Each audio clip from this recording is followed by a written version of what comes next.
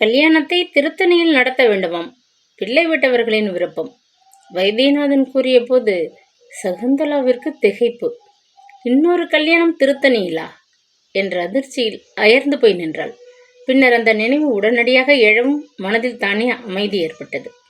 குழந்தை கார்த்திக்கு 2 வயதாகி கொண்டிருக்கையில் ஒரு சமயம் கடும் காய்ச்சல் வந்துவிட்டது. அதிகமாகி அபாய நிலைக்கு வந்ததும் நிம்மியின் ஆலோசனைப்படியே ஆஸ்பத்திரியில் அவனை அனுமதித்து விட்டிருந்தாள். குழந்தை பிழைப்பது கடினம் என்று வைத்தியர்கள் முடிவு கூறியபோது அவள் துடியாக துடித்து போனாள். அந்த சின்ன உயிரின் துணையை நம்பிக்கொண்டு மனதை வருத்திய மாபெரும் துயரத்தை அவள் சகித்து கொண்டு வந்தாள்.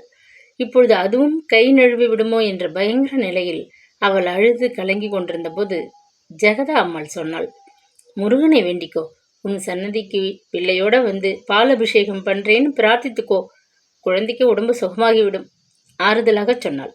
சகுந்தலாவுக்கு உடனடியாக திருத்தணிதான் நினைவுக்கு வந்தது. வேண்டிக் கொண்டாள். அந்த வேண்டுதலை நிறைவேற்றியாக வேண்டுமே. கல்யாணம் பிரார்த்தனை இரண்டையும் ஒரே மூச்சில் முடித்துவிட இந்த ஏற்பாடு அனுகூலம்தான் என எண்ணி சமாதானம் அடைந்தாள். பிற்பகல் புறப்பட தயாராக பஸ் வைத்தியநாதன் வீட்டு வாயிலில் வந்து நின்று கொண்டிருந்தது. குழந்தைகளுக்கு அதை கண்டதும் கொண்டாட்டம். பெரியவர்களுக்கு கூட ஒட்டுமொத்தமாக பேசி கொண்டு போவதிலே ஒரு திருப்தி.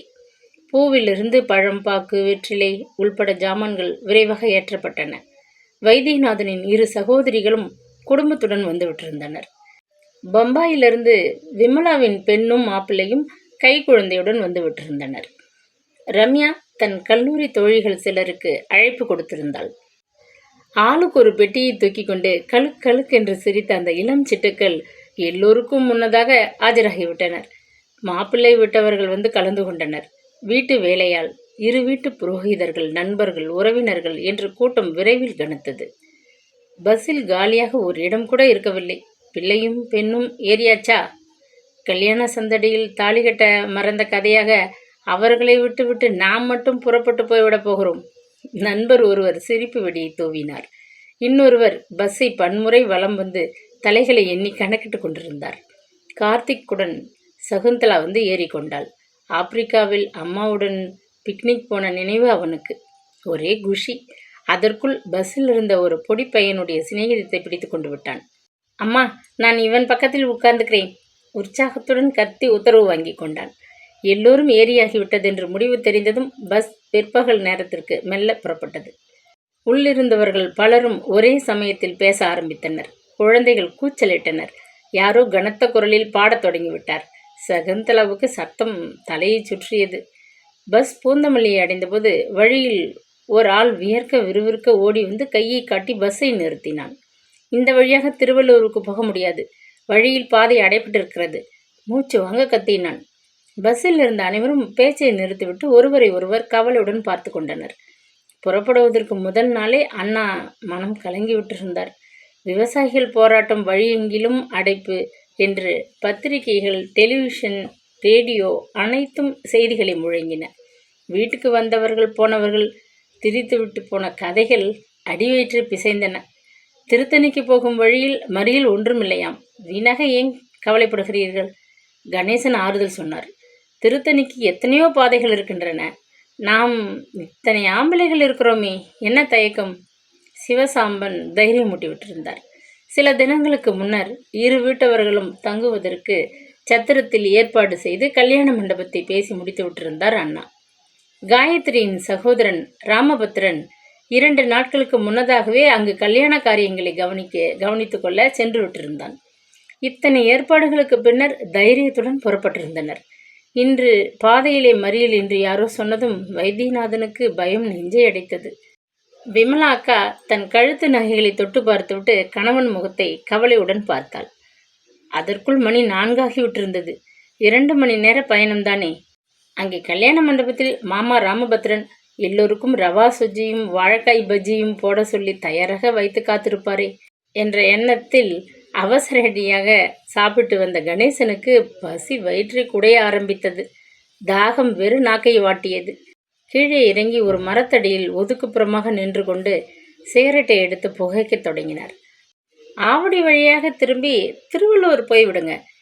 தன் மார்பில் வழிந்த வியர்வையை துண்டால் துடைத்து கொண்டு ஒரு ஆள் யோசனை சொன்னான். சிகரெட்டை வீசி எறிந்துவிட்டு கணேசன் பஸ்ஸில் வந்து ஏறிக்கொண்டார்.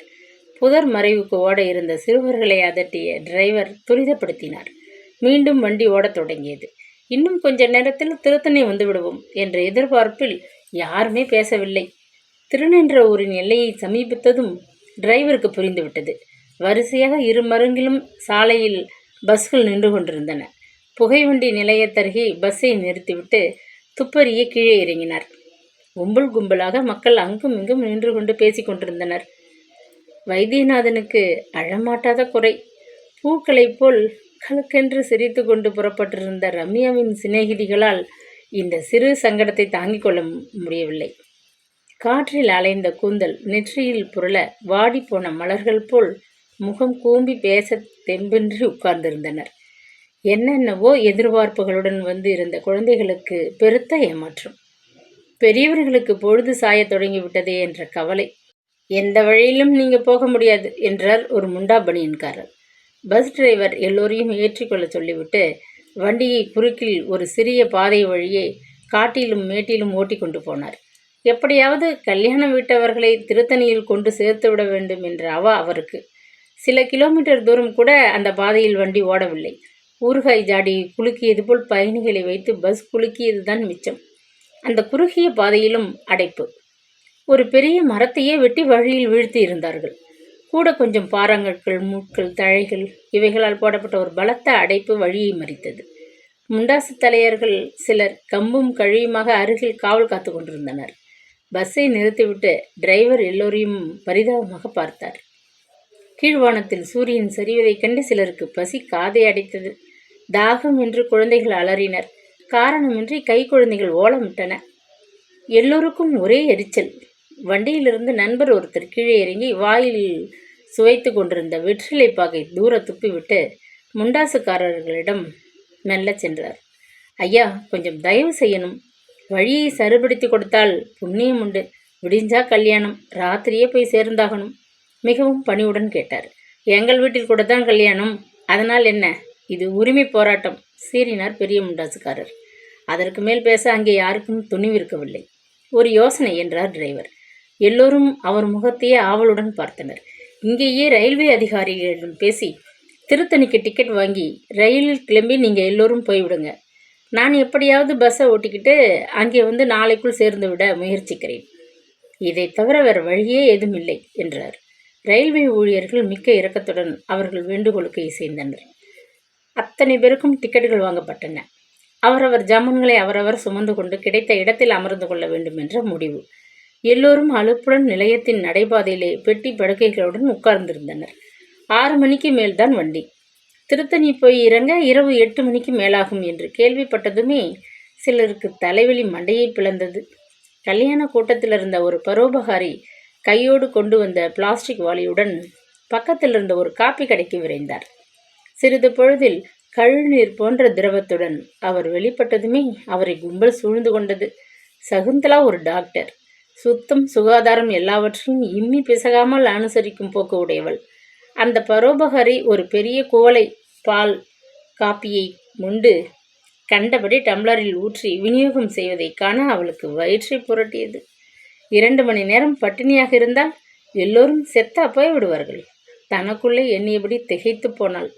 கண்டிப்பும் கராருமாக சுகாதார பழக்கங்களை போதித்து வளர்ந்து விட்டிருந்த அவளது அருமை மகன் கார்த்திக் கூட்டத்திற்குள் புகுந்து மற்ற சிறுவர்களுடன் எச்சில் டம்ளர் காப்பியை வாங்கி மேலும் கீழும் வழியை விட்டுக்கொண்டு குடித்து மகிழ்ந்து கொண்டிருந்தான். தாயை கண்டதும் அவன் வேகமாக ஓடி வந்தான். புத்தம் புதிதாக அவனுக்கு அணிவித்திருந்த வெள்ளை ஷர்ட் மீது காப்பியின் கரை. முழங்கால் வரை புழுதி. எங்கேயோ ஒரு மாட்டு வண்டியை தொட்டு பார்த்துவிட்ட அடையாளமாக கன்னத்திலே வண்டி மை. அம்மா, எனக்கு ரொம்ப பிடிச்சிருக்கு.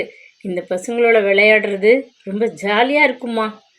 கொஞ்சி கொண்டு வந்து நின்ற அவனை அதட்ட அவளுக்கு மனம் இருக்கவில்லை. புதிய நாடு, புதிய சூழ்நிலை, புதிய அனுபவங்கள் இவைகளில் திளைத்து மகிழ்ந்து கொண்டிருந்தான் அவன். அவனாவது ஆனந்தமாக இருக்கட்டுமே என்ற நினைவில் அவள் கடிந்து கொள்ள நினைத்த வார்த்தைகளை விழுங்கி கொண்டாள். இரவு 8 மணிக்கு மேல் கூட்டம் திருத்தணியை அடைந்தது. ரயில் வண்டியிலிருந்து இறங்கியதும் ஜாமான்களை மாட்டு வண்டியில் ஏற்றிவிட்டு தூங்கும் குழந்தைகளை சுமந்து கொண்டு நடப்பதற்குள் கல்யாண மண்டபம் தொலை தூரத்தில் இருப்பது போல் மலைப்பாகவே இருந்தது. விருந்து சாப்பாடு தயார் செய்ய உத்தரவிட்டு விட்டு உள்ளுக்கும் வெளிக்கும் நடந்த மாமா ராமபத்ரனுக்கு கல்யாண கோஷ்டியினரை கண்ட பின் தான் உயிரே வந்தது. முதலில் எல்லோரும் குளித்துவிட்டு வேறு உடுத்தி கொண்டு சாப்பிடுவோம், பிறகு மாப்பிள்ளை அழைப்பு. கல்யாணத்தை நடத்தி வைக்க வந்த புரோகிதர்களே சம்பிரதாயத்தை தளர்த்தினார்கள். உடனடியாக எல்லோரும் எடுக்கப்பட்டிருந்த சத்திரத்து அறைகளை தேடிக்கொண்டு விரைந்தனர். இரவு 10 மணிக்கு மேல் மாப்பிள்ளை அழைப்பு சம்பிரதாயத்துடன் விமரிசையாக நடந்தது. எல்லோரும் களைத்து விட்டிருந்தனர். குளிர் மிகுந்த நாட்டிலே பல ஆண்டுகள் தங்கிவிட்ட பழக்கத்தினால் நாள் முழுவதும் எரித்த கோடை வெயிலை சகுந்தலாவால் தாங்கவே முடியவில்லை.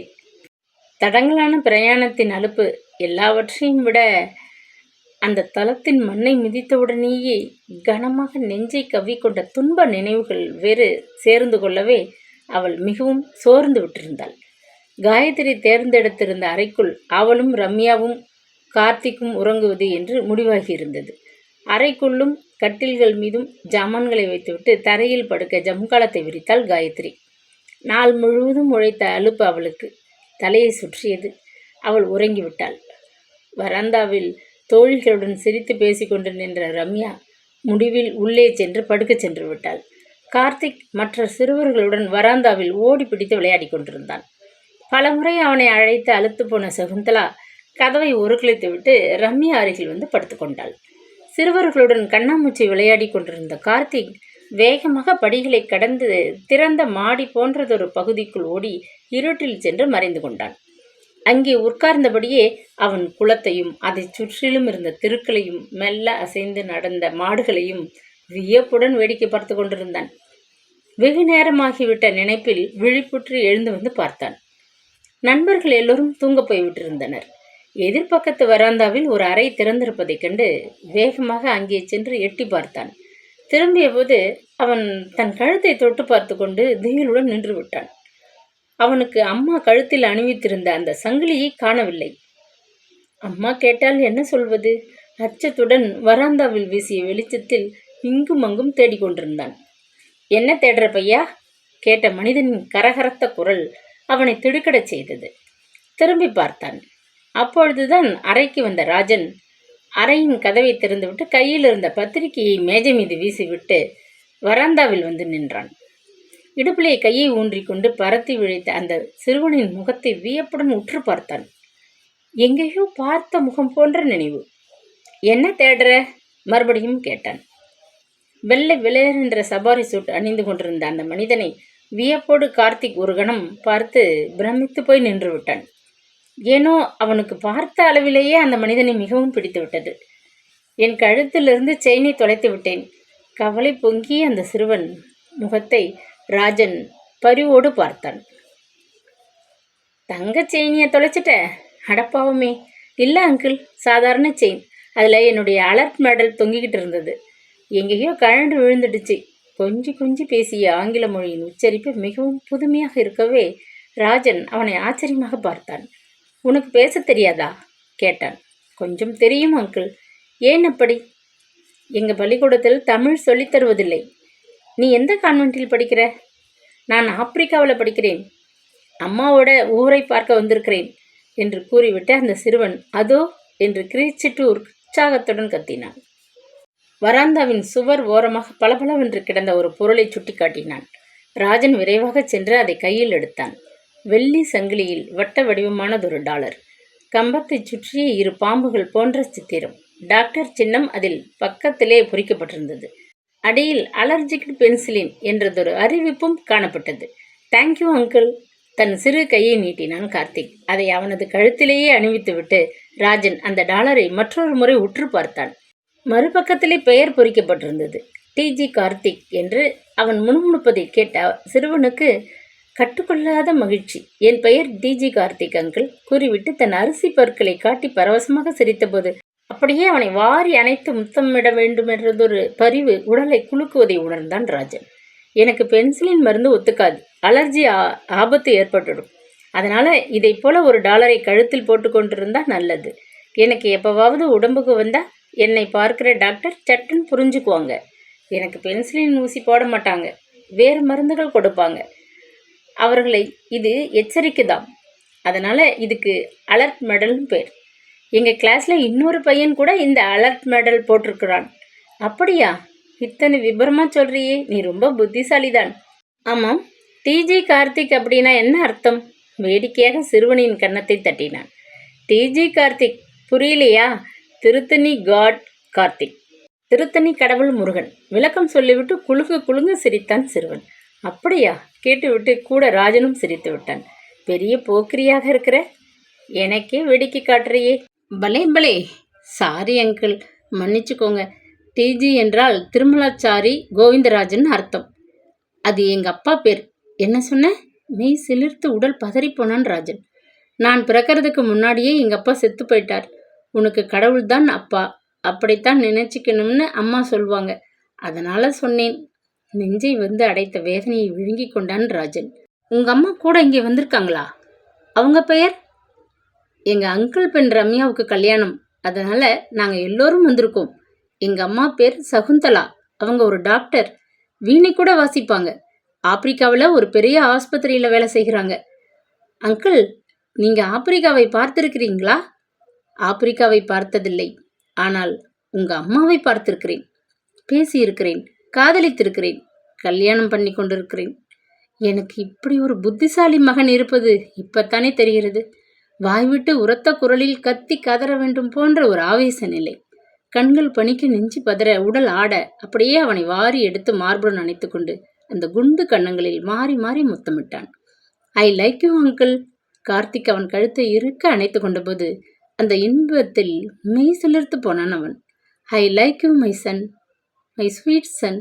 கிசுகிசுத்த அவனது கண்களில் கண்ணீர் கரை புரண்டது. கார்த்திக், எங்கே போயிட்ட? அந்த குரல் மறக்க முடியாத குரல். இருதயத்தை பிளந்து ஊடுருவி கொண்டு நுழைந்து ஓடுவது போன்ற ஒரு பிரமிப்பில் திடுக்கிட்டு திரும்பினான்.